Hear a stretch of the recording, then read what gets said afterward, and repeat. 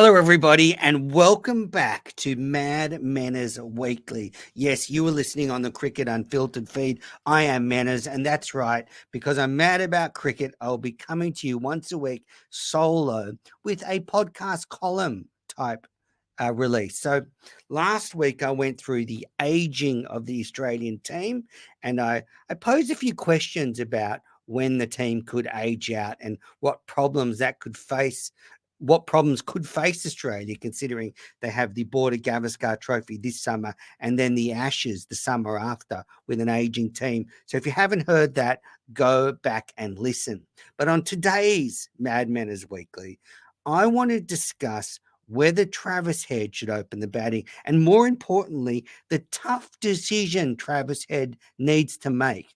Because I think he needs to go to Pat Cummins. He needs to go to Andrew McDonald, and he needs to say, I want to open the batting.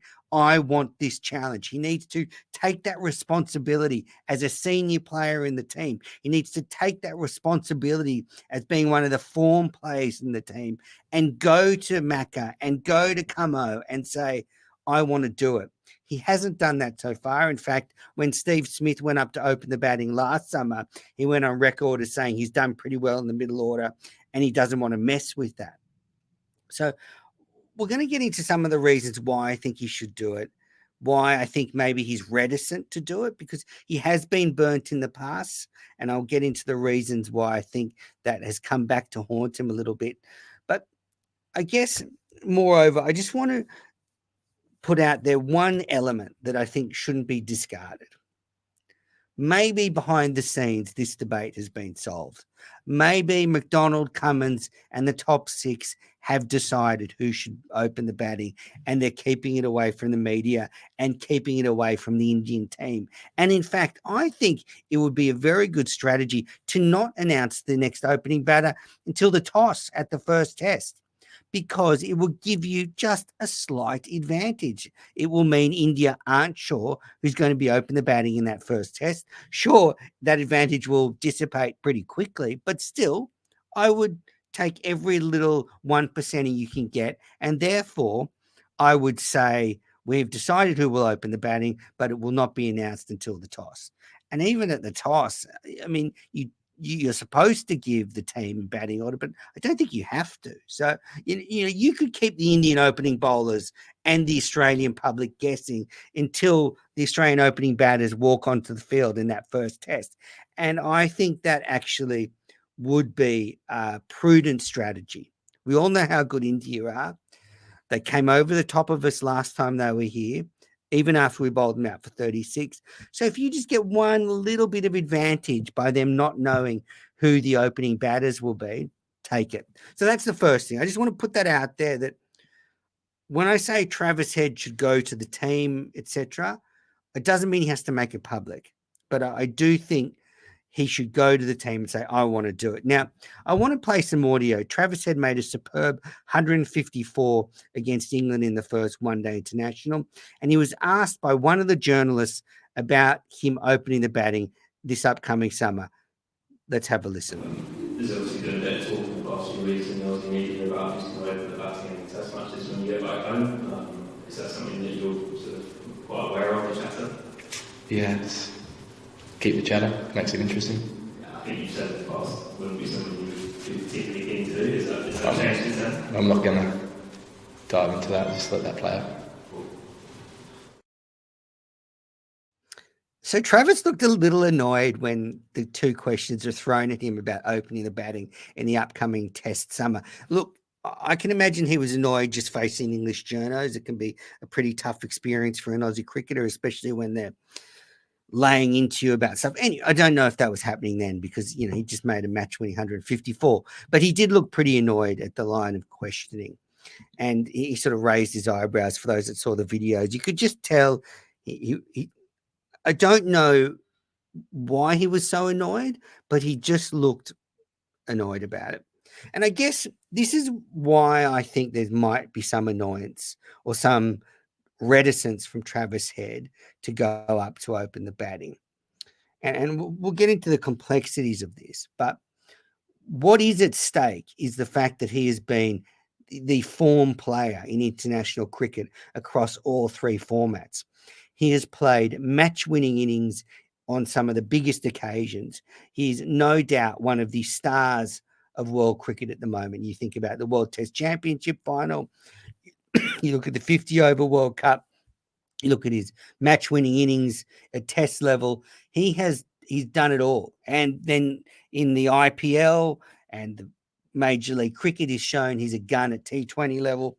So, what is at stake at the moment is, if we take this Test middle order player and make him to Test opener, will we lose some of that? Will we take away that edge? He's done so well at number 5 at Test level. Should we just leave him in there? Should we not mess with it? Should we not tamper with what's made him so successful?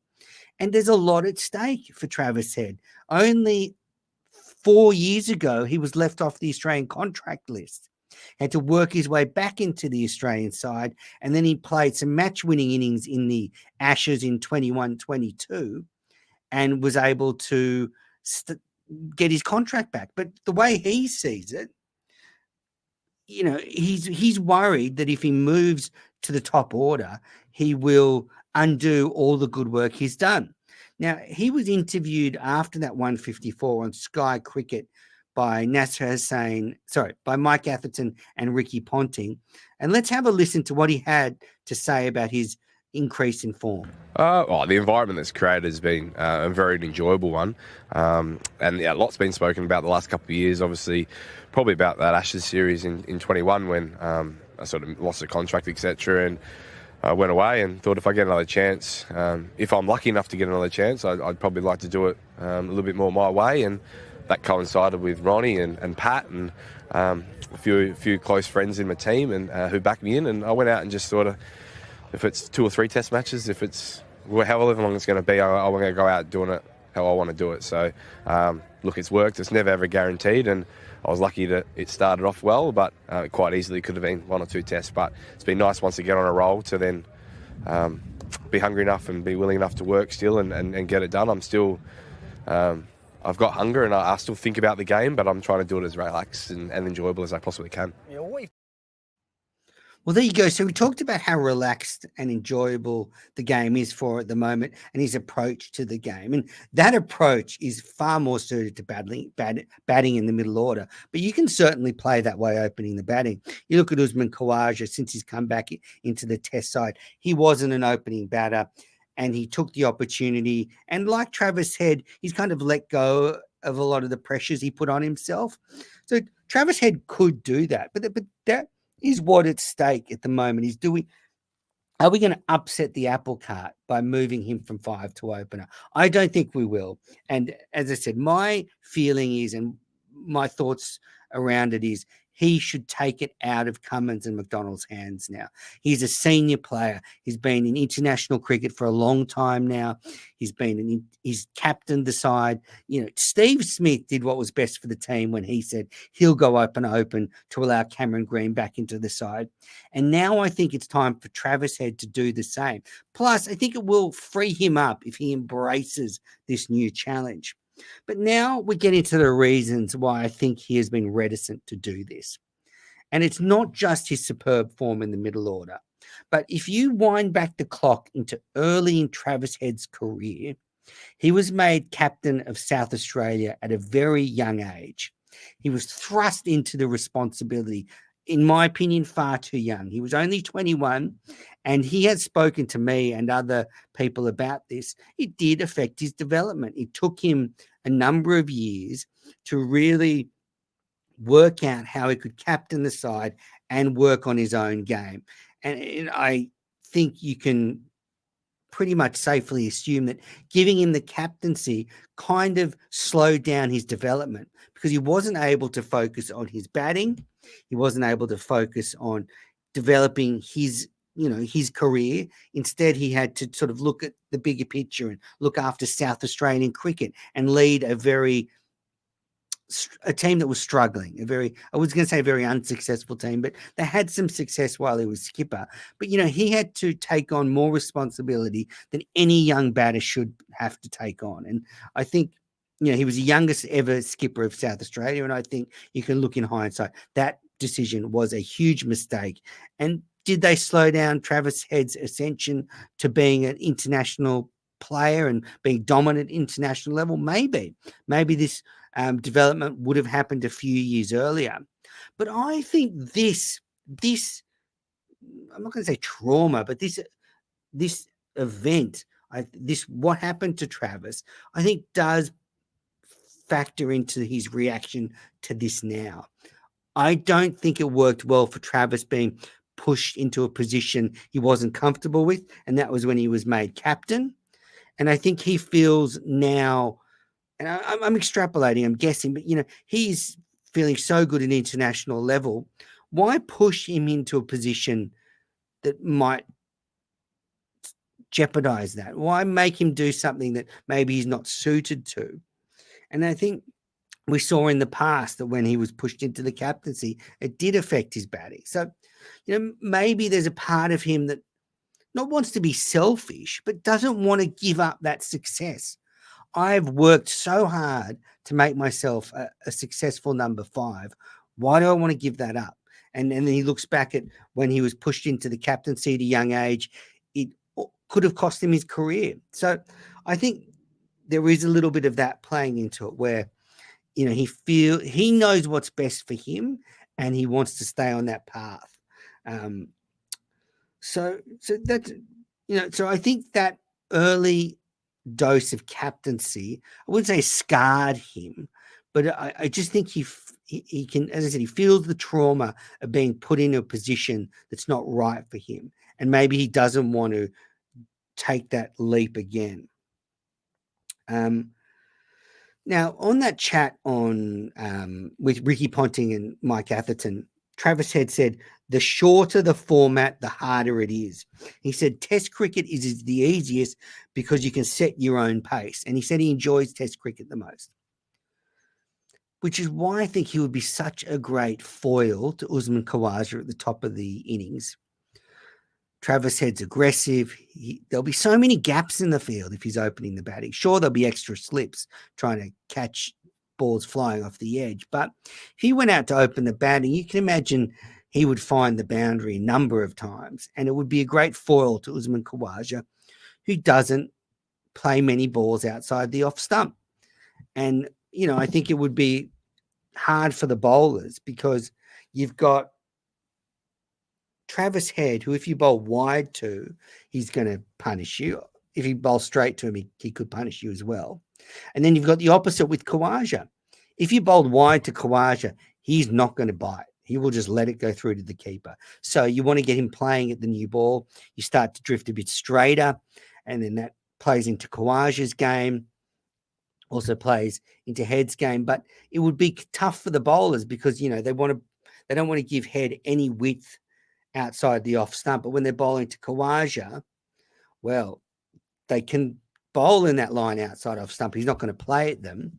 They might not get many wickets, but if you try and bowl that line to Head, he's going to smash you. And then if you try and bowl straighter to Head, and if you take that line to bowling against Khawaja, you're playing to his game because Khawaja loves anything in his body, at his pads, on that off stump. He just turns it away onto the onside to rotate the strike. So you've got two players that play very differently. And they also go at very different paces. Travis Head, as I said before, he will find the boundary a lot, whereas Usman Khawaja is he's an accumulator now. And people sort of look at Khawaja and go, why is he doing so well in this iteration of Test level? There's no rocket science. He's just done what Steve Waugh did, just tighten up outside the off stump. And in fact, that is a pretty good recipe for being successful at Test level. If you can just tighten up around the off stump, you'll be a lot better Test player. And that's what Khawaja's done. So Smith did what was best for the team. Now I think it's Head's turn. Plus, I think he could make a statement. He could, make a statement within the team, take away the uncertainty, give them some confidence. I'm ready to do it. Now, you would have seen before Travis Head's figures across all formats. Since December 2021, in all formats, Travis Head is averaging 46.27 with a strike rate of 110 centuries. That's all formats at international level. So strike rate just under 50, a strike rate of 100 and an average of just under 50. That is incredible stuff. And that is what at stake. Do we want to upset the apple cart? And I think listeners might remember and viewers might remember when Matt Wade went up to opening the batting against India when they were here last time. There was, I think, an injury to Warner, and Matt Wade went up to open the batting, and he found himself out of the test side not long after that. So that's the cautionary tale for Travis Head. He probably doesn't want to end up like Matt Wade. But I think Travis Head has earned enough credits, plus he is a future captain, that if he were to open the batting and it didn't work out, he could go back to the middle order.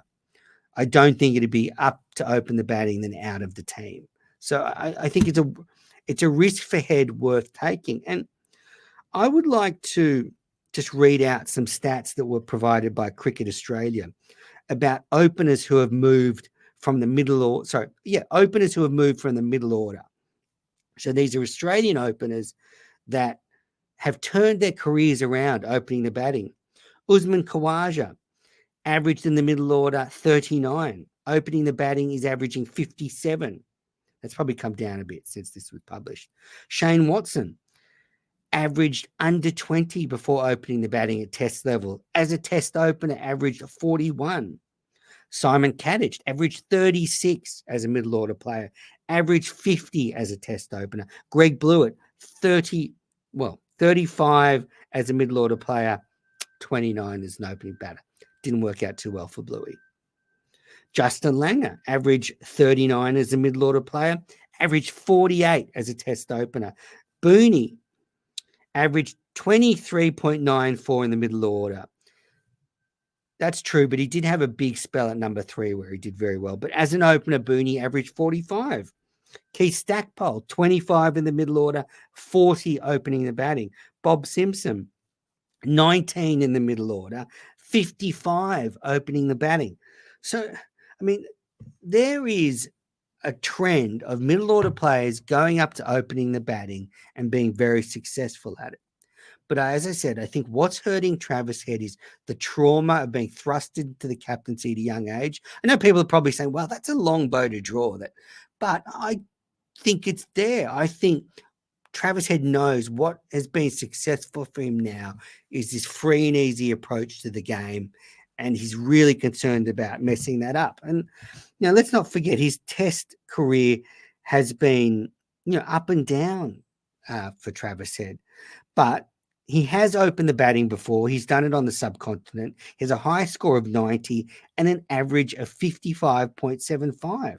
His average at number 5 is 42. So actually, he's been very successful when he's done it on the subcontinent, opening the batting. So my summation is, having been through all that, is that Travis Head should be our next opener. I think he will be our next opener. I think his performance is at white ball level, and Usman Khawaja made some comments this week that he thought Travis Head would be a good opener. I think we'll see Travis Head being pushed into that opening spot. We've talked on Cricket Unfiltered about other options, Cameron Green, Mitchell Marsh. I think Travis Head's the best fit at the moment. And to end things, as I said at the top of the show, I think Travis Head needs to go to Como, needs to go to Macca, and he needs to say, I want to do it. And he needs to get out there and he needs to smash that Indian attack all over the Australian outfields. Australia needs to dominate India at home. It needs to be on the back of an exhilarating series by Travis Head at the top of the order. But I think he can do it. I have faith in Travis Head. And whether they let us know that Travis Head has had this conversation, I'm not sure. As I said, I still think it would be a suitable tactic to not announce the opening partnership until the toss, or even that they're walking out to open the batting. But for this edition of Mad Manners Weekly, I think Travis Head needs to take the bull by the horns and open the batting for Australia.